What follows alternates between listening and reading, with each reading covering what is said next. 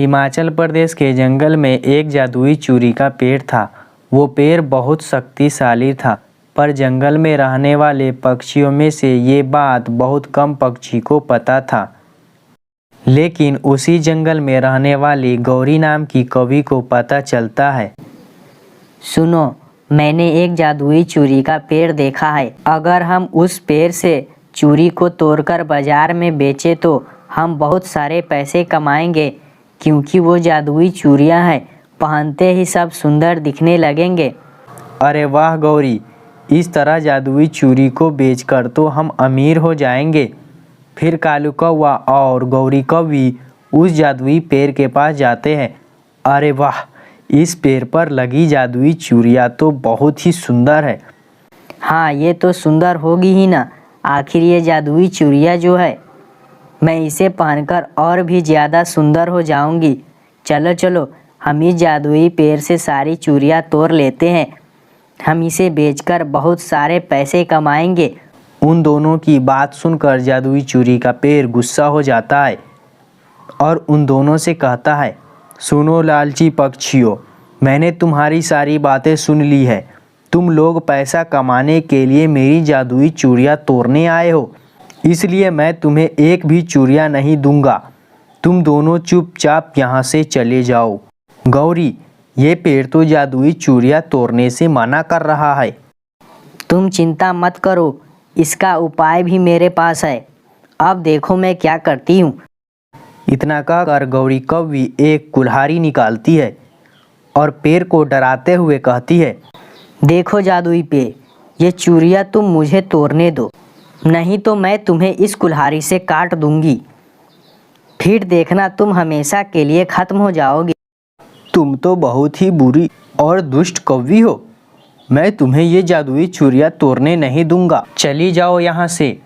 सुनो जादुई पेड़, मैं तुम्हें आखिरी बार बोल रही हूँ, अगर तुमने हमें चूड़ियाँ तोड़ने नहीं दी तो मैं तुम्हें इसी कुल्हाड़ी से काट गिरा दूंगी।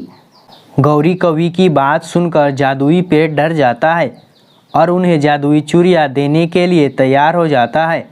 गौरी कौवी और कालू कौवा उस पेड़ से सारी जादुई चूड़ियाँ तोड़ लेते हैं और उसे बेचने के लिए बाजार की ओर निकल जाते हैं। ऐसे ही कुछ दिन बीत जाते हैं। एक दिन टोनी चिड़िया और उसकी बेटी उस जादुई पेड़ के पास आते हैं। हे जादुई पेड़, हमें एक चूड़ी की ज़रूरत है। सुना है आप जादुई चूड़ियाँ देते हैं जो काफ़ी शक्तिशाली होती है।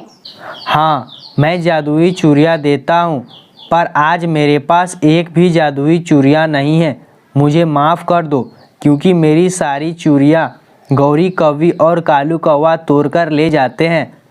तुम ऐसा करो, कुछ दिन बाद आना, तब तक मुझ पर जादुई चूड़ियाँ लग जाएगी। पेड़ की बात सुनकर टोनी चिड़िया और टुनटुनी चिड़िया काफ़ी ज़्यादा उदास हो जाती है और उनकी मदद न कर पाने की वजह से जादुई पेड़ भी दुखी होता है।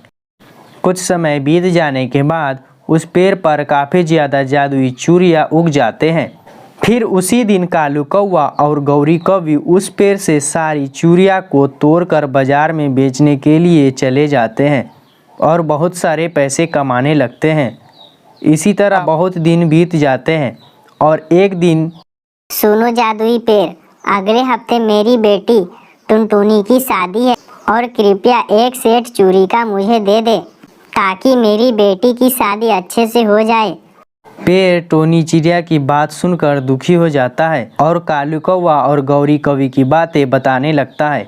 कालू कौवा और गौरी कौवी की बात सुनकर टोनी चिड़िया काफ़ी ज़्यादा गुस्सा हो जाती है। अच्छा, तो ये बात है, मैं उस कालू और गौरी को ज़रूर सबक सिखाऊंगी। कुछ दिन बाद उस पेड़ पर जादुई चूड़ियाँ उग जाते हैं और फिर जादुई चूड़ी तोड़ने गौरी और कालू आते हैं। तभी वहाँ टोनी चिड़िया आ जाती है।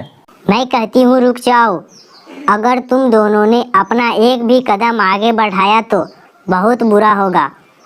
आज फिर से तुम जादुई चूड़ियाँ तोड़ने आए हो। आज मैं तुम्हें ये जादुई चूड़ियाँ नहीं तोड़ने दूंगी। ए चिड़िया, तू हमें क्या रोकेगी? तेरी इतनी हिम्मत, रुक मैं तुम्हें अभी बताती हूँ। सुंदरी कवि टोनी चिड़िया की ओर बढ़ने ही वाली थी कि तभी टोनी चिड़िया एक जादुई चूड़िया को तोड़ लेती है और उसकी शक्ति से कालू और गौरी को एक पिंजरे में बंद कर देती है। अरे ये क्या, हमें छोड़ दो, हम आगे से ऐसा किसी के भी साथ नहीं करेंगे, छोड़ दो हमें माफ़ कर दो। नहीं नहीं, मैं तुम्हें बिल्कुल भी माफ़ नहीं करूँगी।